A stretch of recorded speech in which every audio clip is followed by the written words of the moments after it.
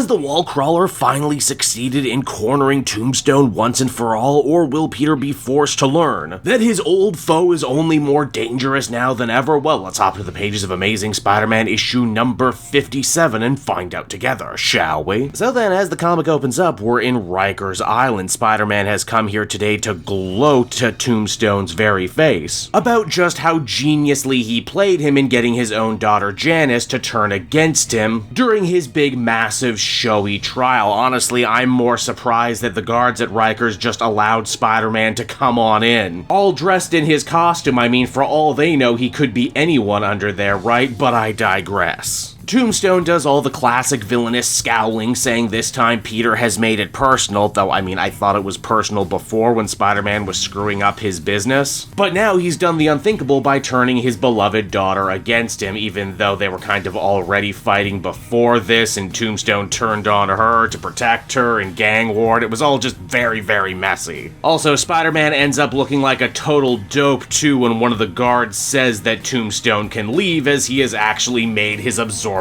bail, but the only way he could do that is if he had an amazing lawyer. And like, Peter should know this because he's already met Michelle, who was Janice's friend from school and also a potential love interest for Peter himself, who ended up falling through like all the rest. Peter even tries to guilt Michelle on the street, saying, "How could you possibly do this? Tombstone is a bad man." Yeah, obviously, she works for criminals. What's stopping him from taking his vengeance out on my friends? I mean, well, up until now, he was only mad at Spider-Man, and I mean, would Peter consider Janice a friend? I sure wouldn't think so. I mean, Janice is more friends with Michelle than anything, and once again, I am actually here on the evil mob lawyer's side for telling Peter to go to hell. For him to get all incensed because, well, you know, she just did her job as we know her to do it. Now, with Tombstone back on the streets, it's only a matter of time before he attempts to take out the star witness in his criminal trial, which in this case just so happens to be his turncoat daughter. Janice wants to run, and she's not running alone, as she says that Randy needs to come with her, even though, again, Randy never really did anything to piss Tombstone off until Spider-Man got him involved in the last issue. But Janice takes it a step further by saying that her father, Tombstone, will naturally blame Randy as one of the reasons as to why Janice was willing to turn against him. No, it doesn't really make any sense. And it just kind of sounds like Tombstone is misplacing his anger all over the place, but okay, Janice and Randy Roberts are now both targets of Tombstone's wrath. To his credit, for once, Spider-Man actually attempts to be proactive. He goes to his friend Mayor Luke Cage and She-Hulk to go over his options. Can't we just arrest him now? No, he's technically free and clear on bail until he commits another crime? Well, what about Janice? If she doesn't make it to the trial, then this case against Tombstone is gonna fall apart and he'll really end up walking free. Maybe we can get the cops to move her. That would be dangerous, as Mayor Luke Cage says that most of the NYPD is corrupt and it would only be a matter of time before someone sold the information off to a very angry Tombstone. And keep in mind, it's not just Tombstone that our heroes will have to be dealing with right now, it's also his entire gang, as well as the returning Digger, bet you forgot about him, as well as White Rabbit and the Sinister Syndicate, who were friends and allies of Janice, and it really bugged me that they turned on her so quickly. Though, you know what? In fairness, credit where credit is due in Zeb Wells' case. I think he realizes what a massive mistake he made in Gang War by having the Syndicate turncoat so hard on Janice. So now White Rabbit's big journey for this storyline is that she's unsure about what she should do, torn between her loyalty to her friend and her loyalty to her boss. And god damn it, we are in a sad state for Spider-Man comics, when the best and most interesting piece of characterization is coming not from Peter, but from White freaking Rabbit. Later that same night, Spider-Man goes himself to personally oversee the police's transporting of Janice and Randy to a safe house. Janice's face is also conspicuously covered by a hoodie. Don't worry, I'm sure that won't be important later. As the heroes thought, Tombstone and his forces choose this moment to strike when their would-be victims are out in the open, and their plan to get at Janice and to break up the convoy is just needlessly extra in my mind. You see, Digger hijacks a subway car and crashes it into the street above him to stop up the entire police convoy. It's like, dude, you have powers, you have super strength, you didn't have to do that, but I guess if you didn't, this would have been a pretty uneventful little story, yeah? Spider-Man dukes it out with Digger and the other goons before White Rabbit ends up getting into the back of the police car. In a surprise quote-unquote twist, Rabbit actually ends up getting over her internal strife and chooses her friend Janice, offering her the chance to escape. Only to find out much too late that that wasn't Janice at all, instead it was actually She-Hulk. Well, actually, I think it was She-Hulk who turned back into Jen Walters, because if not, obviously her and Janice don't cut the same silhouette, but hey, there it is. It's only right here, right now, when White Rabbit finds herself in a trap does she realize that this is exactly what her boss Tombstone had planned from the very beginning: sacrifice his pawns to slow down the heroes while he himself would end up going to deal with his daughter Janice on his own. And indeed, as the comic comes to a close, Tombstone manages to turn the tables on his daughter just as she's about to go for her Beetle costume. And also, thank God it's the original Beetle costume and not that ugly, more sinister black one from Gang War. And so that was Amazing Spider-Man issue number 57, everyone. And overall, I would say this issue is basically the definition of a meh. It's certainly been worse, but it's also been a little better too. It is nice for once to see Peter actually try and get ahead of a problem and be a little proactive when it comes to defending Janice from Tombstone. Though that's also kind of undercut by the fact that Tombstone's motivation seems to be all over the damn place right now as he keeps misplacing his anger. Keep in mind, this was a guy who just a few stories ago was willing to do whatever it takes to save his daughter from the gang life that so ruined him, and now he's willing to kill her if it means keeping his status. Again, yeah, it is kind of in character. It does tie back to the whole lion metaphor from the beginning of this arc, but you know what? It's not particularly interesting. Gang War as a story had a lot of problems and ended in a wet fart, but for what it's worth, I actually did kind of enjoy Tombstone being this weird, tough love kind of father. But all this attempted filicide right here just feels straight up Diet Kingpin. Also, once again, and I know I sound like a complete broken record at this point, I know you see it too, but Spider-Man was barely in this story and barely actually had any impact on everything that happened. The big character beat moments belong to White Rabbit, and I guess it is nice to see that Zeb Wells went back on that too by having her and the Syndicate actually stay loyal to their friend. But it all just reeks of too little too late. This does not feel like a writer's big grand finale on their big Spider-Man run. It just feels like any other story. Which is why I can really only give this one a 5 out of 10. Hey there everyone, it's your old pal Cape Joel again, thanking you so much for watching to the end of the video. I hope you enjoyed it, and if you did,